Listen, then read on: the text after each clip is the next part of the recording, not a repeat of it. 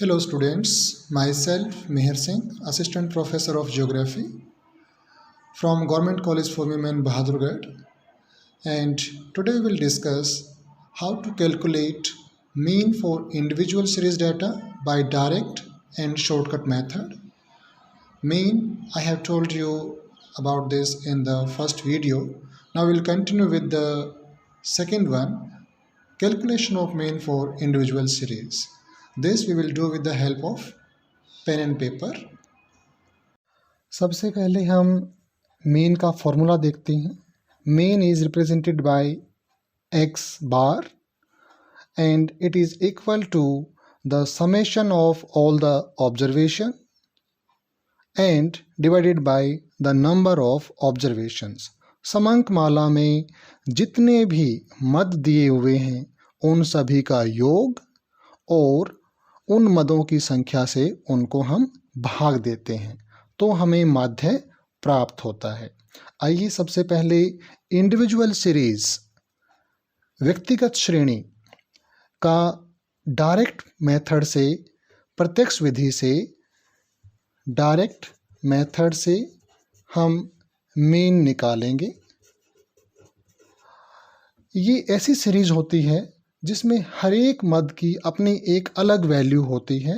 Means each item in the distribution has its own value and it does not have any grouping. For example, if a class has 5 students और उनके geography के अंदर marks आते हैं 5, 20, 18, 12 और 10,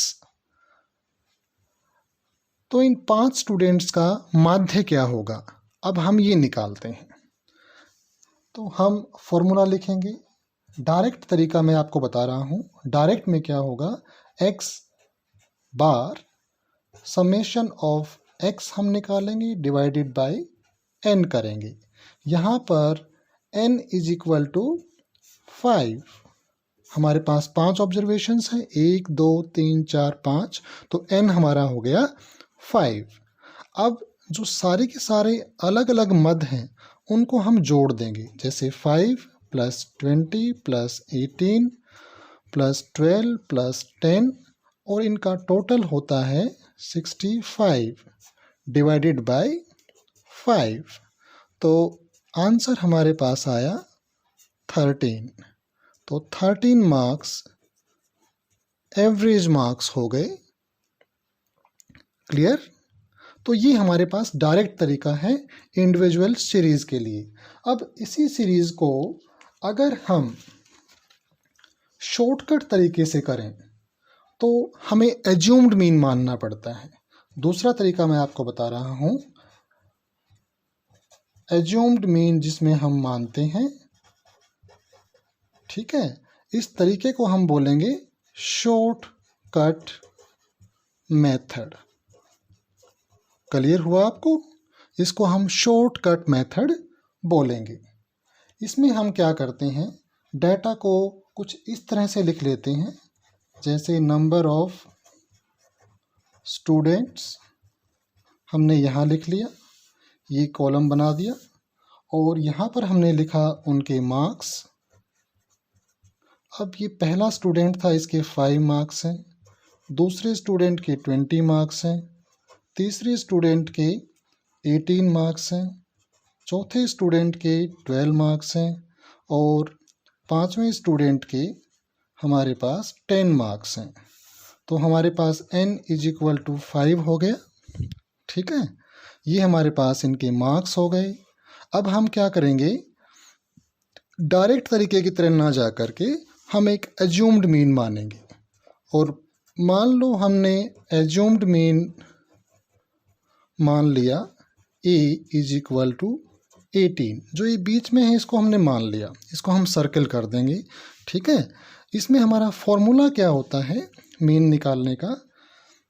हमारा जो फॉर्मूला होता है एक्स मीन एक्स बार, वो होता है assumed mean plus summation of deviations from the assumed mean divided by n. यहाँ पर ये क्या है, d, d is equal to ये वाला जो हम यहाँ पर डेविएशंस निकालेंगे।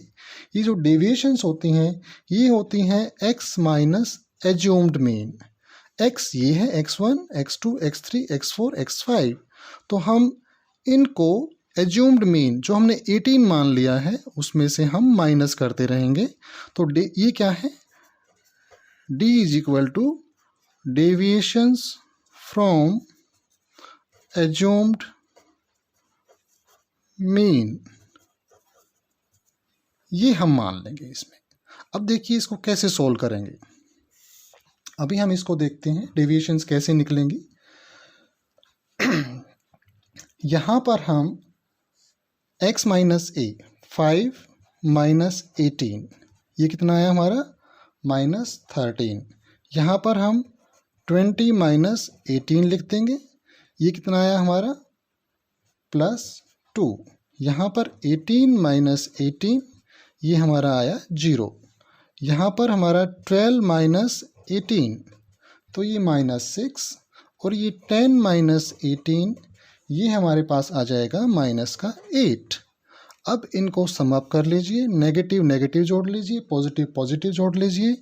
जब आप नेगेटिव जोड़ेंगे तो ये माइनस 27 आएगा, और जब आप प्लस जोड़ेंगे तो सिर्फ हमारे पास प्लस 2 है। तो ये टोटल हमारे पास आ गया 25 माइनस वाला। ठीक है, तो इसको हम लिख देंगे समेशन ऑफ डेविएशंस। अब हमारे फॉर्मूले के अकॉर्डिंग हमें 3 चीज़ चाहिए।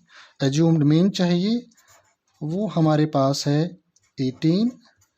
हमें समेशन ऑफ डेविएशन चाहिए, वो हमारे पास है -25। और हमें n चाहिए, वो हमारे पास है 5। तो हम इसको सोल्व कर देते हैं। इस फॉर्मूले के अंदर इसको लगा दीजिए। a is equal to 18 plus -25 divided by n that is 5।